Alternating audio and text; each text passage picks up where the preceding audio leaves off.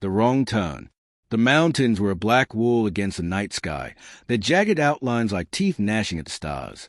Beyond the windshield, the two-lane road coiled sharply upward, then disappeared into a stretch of pines that rose like soldiers in rigid ranks. The fog was thick here, too thick for augurs, and it turned every beam of the headlights into a pale, useless May. "Slow down," Rachel said, her voice a careful balance between suggestion and command. She gripped the handle on the door, her knuckles faintly white. "I am slow," Daniel muttered. His shoulders were tight, his eyes flicking between the road and the GPS screen suctioned to the dash. 20 miles an hour on a road posted at 40. "We're basically crawling." "Yeah, well, crawling feels too fast when I can't see more than a few feet ahead." Daniel tightened his jaw. The GPS map was frozen, a little blue arrow hovering over a stretch of blank gray, spinning as if it couldn't decide which way they faced. He tapped the screen once. Nothing. Twice. Still nothing. The phone signal was gone too. He'd checked 4 times in the past 20 minutes. Rachel shifted in her seat, pulling her jacket tighter against the chill. The air was damp, the kind of damp that carried weight, clinging to skin and seeping through clothes. She turned toward the window, but there was nothing beyond her reflection, her dark hair pulled back, her tired eyes shadowed by the dashboard glow. Beyond that was only fog, pale and featureless. "We should have stayed at the motel," she said. "We couldn't." Daniel's voice was firm, but underneath it there was a thin wire of frustration. "They were full, remember? We didn't exactly have choices." "There had to be something else," she murmured. "Somewhere closer. A diner parking lot. A rest stop." He exhaled sharply. "A rest stop in the middle of nowhere? Yeah, that sounds safe." Rachel didn't answer. Her silence hung heavy in the car, amplified by the muted hum of the engine and the faint hiss of tires on damp asphalt. The trip hadn't been easy from the start. They weren't seasoned road trippers. They weren't even supposed to be on this road. The plan had been simple, a late summer drive back from visiting his parents in Colorado to their apartment in Oregon. But a wrong exit somewhere outside Boise had turned into a 2-hour detour, and then another misturn had led them here, wherever here was, a place where fog breathed down the mountainsides like some living thing. Rachel checked her phone again. 0 bars. Not even a flicker of signal. "Dan," she said softly, "pull over. Please." "And do what? Sit in the fog until morning? We're in the middle of nowhere. We'll just get colder. Better than driving blind into a ditch." "There's no ditch." His grip on the wheel tightened. "I've got this. Just let me drive." The words ended like a slammed door. She faced forward again, lips pressed tight. The silence between them thickened, stretching out like the fog itself. The road narrowed without warning, bending sharply left. Daniel cursed under his breath and braked, the car's tires skidding slightly on the slick asphalt. The beams caught the edge of a faded wooden sign, its letters warped and half-swallowed by lichen. He caught only fragments. "Eye Creek." "1 lane." "Yield." "Great," Rachel muttered. "That's encouraging." Daniel leaned forward, squinting. 1 lane bridge. It must be over the creek. He gestured vaguely toward the black void where the mountainside fell away. Probably just a short pass. Or it's a death trap. She wasn't smiling. Her unease was rooted, not in sarcasm, but in instinct. The car rolled forward, slower now, almost creeping. The road dipped and the trees peeled back. And there it was. The bridge stretched out in front of them, swallowed at once by fog. The planks beneath the first few feet glistened damply in the headlights, slick with dew. A single rusted guardrail hugged one side, while the other was open to the drop into nothing. The wood looked old, weathered, the kind of old that creaks and groans under weight it wasn't built to hold. Rachel inhaled sharply. "Dan." "It's fine." His voice was automatic, reflexive. He wasn't so sure. But he pressed forward, the tires clunking onto the wooden boards. The hollow sound echoed strangely, stretching longer than it should have, reverberating out into fog. The bridge stretched ahead in an endless pale ribbon, disappearing into mist. No other side was visible. No lights, no break in the fog, just an infinite gray corridor. Daniel frowned. We should be able to see the end. Maybe it's long, Rachel whispered. Her voice was too quiet, as if speaking too loudly would draw something's attention. Not this long, he said. He glanced in the rearview mirror. The road behind them was gone, swallowed completely. Only fog trailed back, thick and blank. A drop of sweat slid down his temple despite the chill. He shifted the car into a steadier crawl, listening to the boards groan faintly under their weight.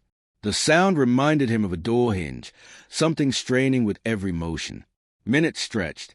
The bridge stretched. Still no end. Rachel's nails tapped against the glass. Then her voice cracked. We should have reached the other side by now. He didn't answer. He couldn't, because she was right. The bridge wasn't natural. It wasn't possible. A shape flickered at the edge of the headlights, far ahead in the fog. A figure? No, a shadow. It vanished before Daniel could focus, leaving behind only the trembling hiss of the fog curling around the beams.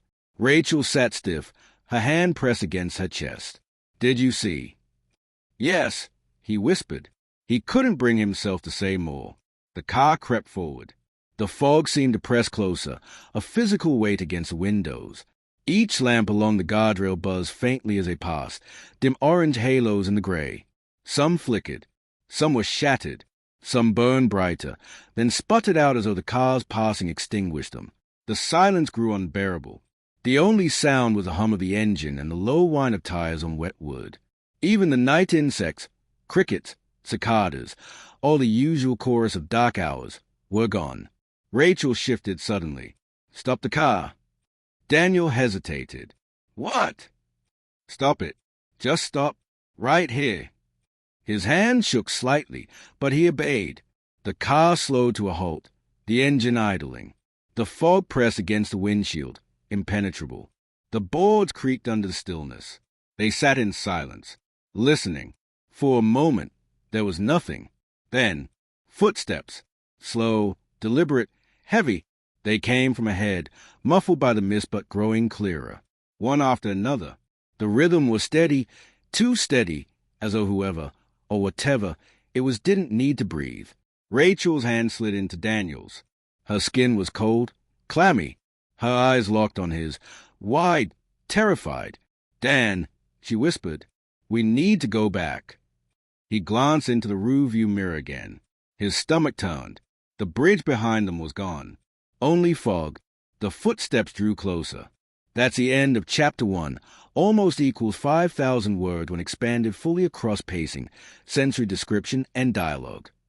White right pointing backhand index. Do you want me to continue with Chapter 2? The mist moves, the shapes in the fog, the abandoned cars, the footsteps approaching from both sides. The mist moves. The footsteps didn't belong to the fog. That was a thought that looped in Daniel's mind, pounding in time with his heart. He squeezed Rachel's hand so tightly she winced, but she didn't pull away. They both sat frozen, listening to the steady tread on the boards. One step. Pause. Another.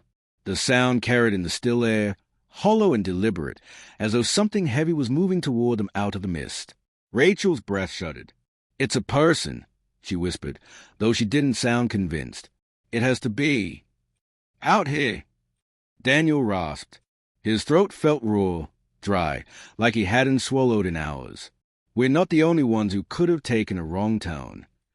Her logic was fragile, a lifeline spun from fraying thread. Daniel clung to it anyway. He reached for the gearshift, nudged it into drive. The car rolled forward, slowly, tires humming on damp wood. The headlights carved tunnels into the mist, but it swallowed their reach almost immediately. The footsteps quickened. For a moment, Daniel thought they matched the rhythm of the car. His skin prickled. Then Rachel hissed, faster. He pressed the accelerator. The car surged, the board beneath them groaning louder, vibrating through the steering wheel. The footsteps stopped. Daniel slowed, every nerve screaming. The silence that followed was worse. Then came another sound, a dragging noise, something scraping along the wood, metallic, uneven. It moved in slow arcs, like something being pulled. Rachel pressed her forehead to the window, fogging the glass with shallow breaths. I don't see anything. Why don't I see anything? Because it doesn't want us to, Daniel muttered before he could stop himself. His words hung there, poisonous, undeniable. The fog thinned for half a heartbeat, just long enough. An outline appeared. Far ahead, at the edges of the headlights, a figure emerged. It stood perfectly still, its shape blurred by mist. Human-size, human-shaped. But something was wrong in the posture. Too stiff, shoulders crooked, head lolling as if broken. Rachel sucked in a breath. "Oh, my God!" Daniel blinked, and the figure was gone. The fog closed again like a curtain. Rachel clutched his arm. "Turn around. Please, Dan, turn the car around." "There's nowhere to turn." His voice was hollow. He checked the rear view again. The fog behind them churned like water stirred by something vast beneath the surface. He couldn't bring himself to drive into it. The scraping noise grew louder. This time it came from the side of the bridge, from the black drop into nothing, like claws raking along wood. Rachel's hand shot to the lock on her door. Click! She locked it, then locked Daniel's. "Don't stop. Don't ever stop." Daniel swallowed hard and pressed the accelerator. The car pushed forward. Minutes stretched like hours. The bridge remained the same, boards slick with dew, lamps buzzing faintly overhead, fog pressing in like walls. No end, no curve, no break. And then they saw it. Headlights. Not theirs, others. Dim and weak, tilted at odd angles, seeping through the fog from the right side of the bridge. As they approached, shapes materialized. Cars. Abandoned. One sat sideways, hood crumpled against the railing. Another rested on its rims, tires shredded. Doors hung open on some. Others were shut tight, windows fogged from within. The scattered wreckage stretched along both sides of the bridge, dozens of vehicles in various states of ruin. Daniel slowed to a crawl. His breath caught in his chest. Rachel leaned forward, voice trembling. How are there this many? No one had answers. The sight told its own story. People had come here, just like them, and none had left. Daniel stopped beside a red sedan. The driver's door stood open, the interior light faint but still burning. Inside lay a child's car seat, empty. A stuffed rabbit sat on the floor, one A bent. Rachel pressed her fist to her mouth. "Dan, we need to go. We need to." The sound cut her off. Footsteps again. But this time, not from in front of them. From behind. Slow, heavy, unhurried. Daniel's stomach turned to stone. He gripped the wheel, staring into the rear-view mirror. The fog shifted. Something tall moved within it, walking steadily along the bridge toward them. Its shape was blurred, distorted, but its legs moved with unmistakable rhythm. Rachel's voice was a broken whisper. "It's behind us." And then another sound joined. From ahead, footsteps. Fainter at first, then growing louder. Approaching from both sides. Trapped, Daniel's chest heaved. His instinct screamed to floor the gas, to plow forward into the wreckage, to escape at any cost. But his mind snagged on the dozens of cars. They hadn't made it. What chance did he and Rachel have? The scraping returned, metal against wood, sliding closer from the railings. The fog thickened, curling tighter, smothering the lamps. Figures flickered within it. Too many, shifting shape that hovered just beyond sight. Rachel clutched Daniel's arm, nails digging in. "We can't stay here. Dan, please, choose. Now." The footsteps closed in, echoing hollow and inevitable. And the bridge trembled beneath them. That's the end of Chapter 2. The mist moves, bringing the couple face to face with the impossible truth. They are not the first, and they are no longer alone. White right pointing backhand index, do you want me to continue with Chapter 3? The Bridge's Secret, where they explore the abandoned cars and discover what really happens to those who enter. The Bridge's Secret. The fog clung to the windshield like frost, refusing to clear no matter how hard the wipers scraped. Daniel killed the engine. For a moment, the silence was total, an oppressive stillness that made the couple's own breathing sound too loud, too exposed. Rachel's fingers twisted in her lap. "Why'd you stop?" "Because," Daniel's words came slow, as though dragged from his throat, "we can't just keep driving into this. Look at it." Ahead of them stretched a graveyard of vehicles, dozens, maybe more, each one half swallowed by the fog. Shapes rose out of the mist like tombstones, some glinting faintly where chrome caught the light, others reduced to dark skeletal frames. Rachel's voice cracked. Dan, what if they're still here? The question lodged in him like a splinter. He reached for the door handle anyway. The click of the latch was jarring in the muffled air. Rachel grabbed his arm. Don't. Please don't. If there's even a chance someone else is alive out there, Ratch, we need to know. We're sitting ducks in here. Her eyes glistened with fear and anger, but after a long pause, she nodded, jaw tight. Fine, but I'm coming with you. The bridge groaned beneath them as they stepped out. The air was colder outside, damp with a sour tang of wet metal and old wood. The fog thickened around their legs, swirling with every step. The first car loomed beside them, a faded blue pickup with its door hanging wide. Daniel peered inside. The dashboard was cracked, the seats covered in a thin film of dust. But there was something worse. The steering wheel bore deep scratches, as though someone had clawed at it with bare hands. Rachel leaned in, covering her mouth. Jesus. They moved on, each step heavier than the last. Every vehicle told a fragment of story. A purse dumped on the asphalt, wallet still inside. A phone lying in the passenger seat, its screen spiderwebbed, frozen on a missed call. A fast food bag, fries still inside, stiff with age but untouched by rot. Time didn't behave right here. Rachel picked up a pair of glasses from the hood of a white hatchback. The lenses were cracked, one arm bent, but what chilled her wasn't a break. It was a warmth. They're not cold, she whispered. Daniel touched them. She was right. They felt recently worn, as though their owner had set them down moments ago. He dropped them, heart hammering. Ratch, we need to go. But she wasn't listening. She'd frozen beside the next car, a rust-red station wagon. Inside sat a family's worth of belongings, coloring books, snack wrappers, a pair of sneakers far too small for an adult. In the back seat, a sippy cup rolled with the sway of the bridge. And then it happened. A shape flickered in the driver's seat. For half a second, Daniel swore he saw a man gripping the wheel, face twisted in terror, knuckles white. Then he blinked, and the seat was empty again. Rachel gasped, backing away. You saw that. Tell me you saw that. His throat closed. I did. They stumbled further along the bridge, deeper into the graveyard of cars, and the fog shifted with them. Whispers drifted through the mist. Not words, but breaths, sighs, half-formed pleas. The air grew heavier, the weight of unseen eyes pressing against their backs. Then, at the far edge of the headlights, a figure appeared. Not like before, not a blurred silhouette. This one was clearer, as if the fog itself had hardened around it. A man in a flannel shirt stood between two cars, head bowed. His lips moved soundlessly. Daniel stepped forward before Rachel could stop him. Hey, are you okay? The man lifted his head. His face was wrong. His eyes were pits of shadow, mouth stretched too wide, corners cracked and bleeding. He opened it, and the sound that came out was not human. A guttural echo, layered and distorted, like dozens of voices spilling through a broken radio. Rachel screamed. The figure staggered closer, movements jerky, as though pulled by strings. More shadows bled from the fog behind him, shapes congealing into bodies. Men, women, children, all wrong, all twisted by the same emptiness.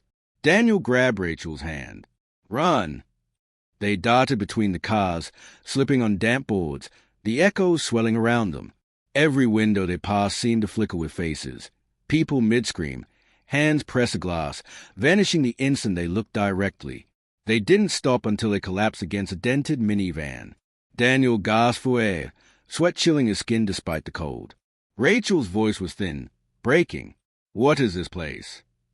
The answer came not from Daniel but from the fog itself. Words formed in the whispers, threading together like veins. It takes.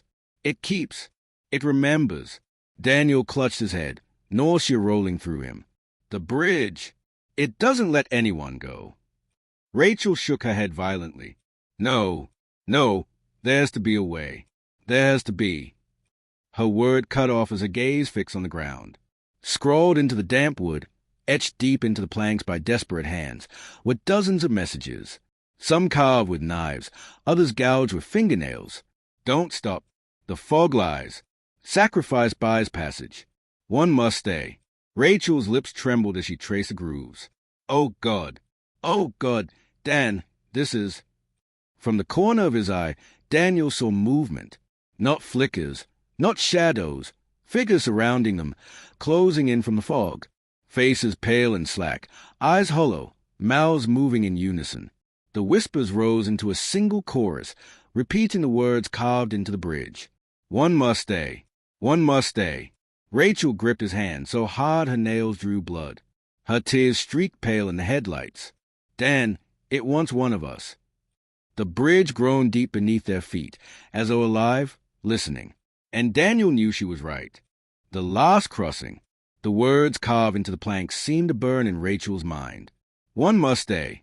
The message throbbed like a heartbeat under her skin, as though the bridge itself had branded her with its demand. Daniel pulled her close, chest rising and falling in shallow bursts.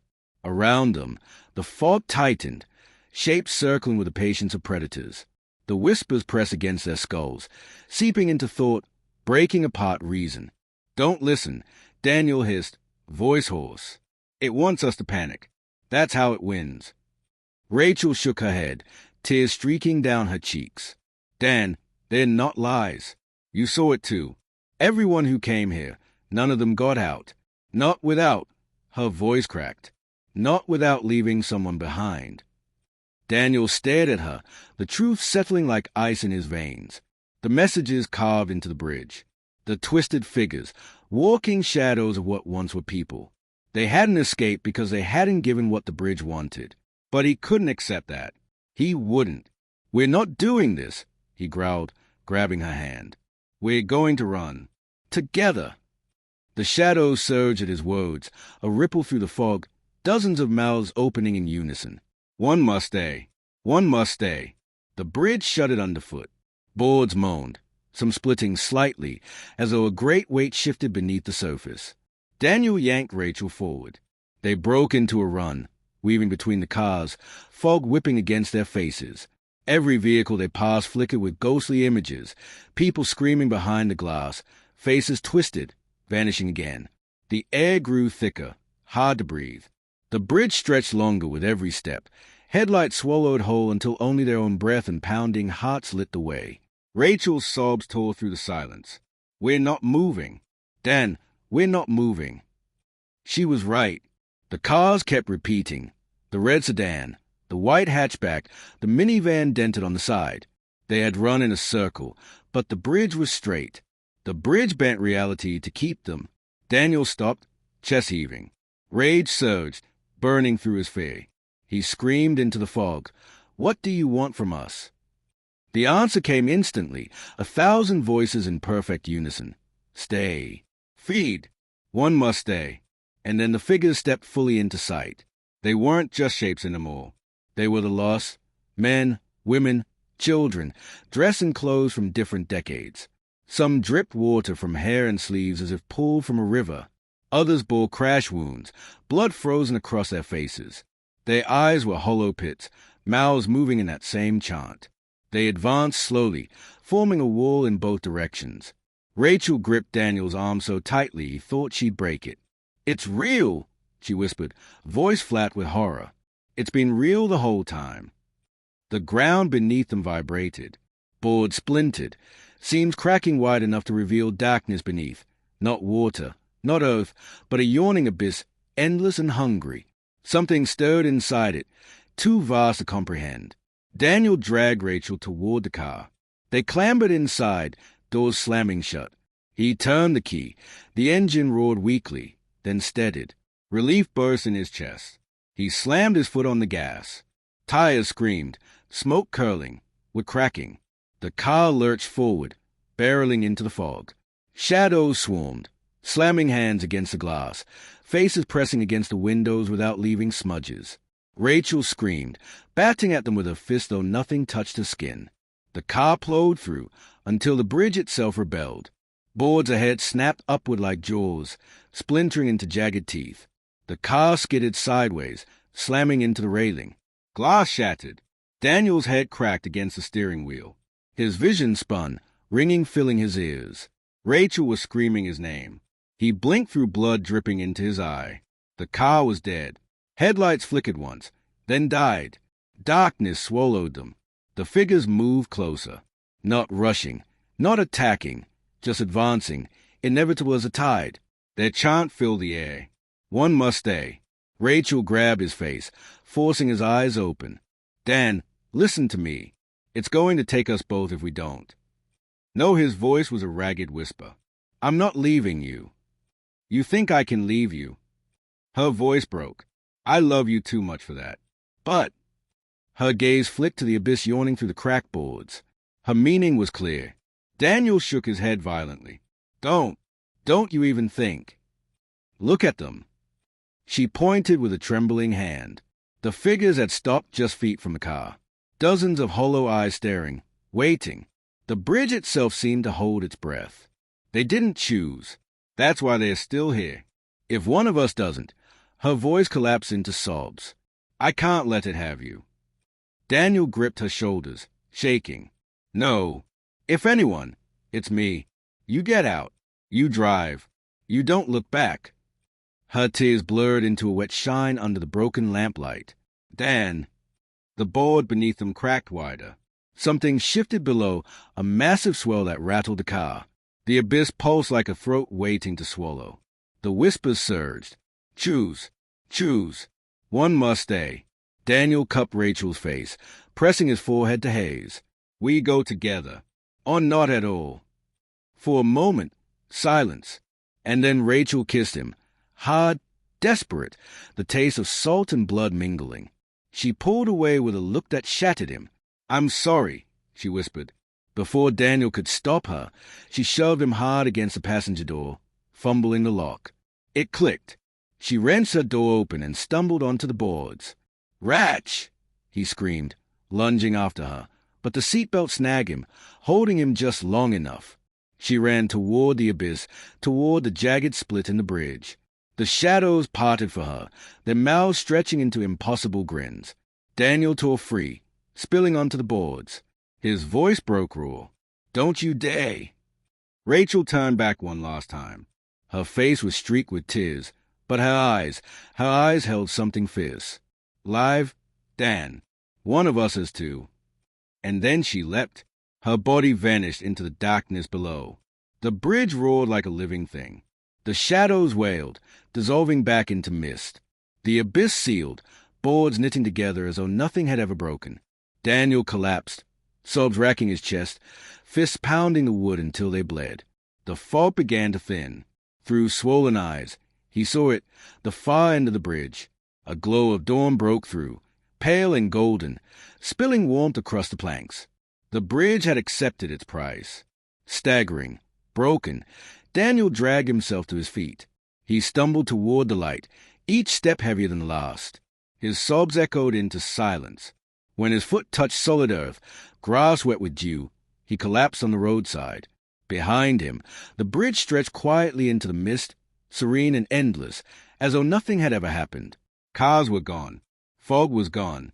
Only the wooden span remained, stretching across the ravine, empty. Daniel turned back, chest shattering with grief. The fog rolled lazily over the planks, almost gentle now.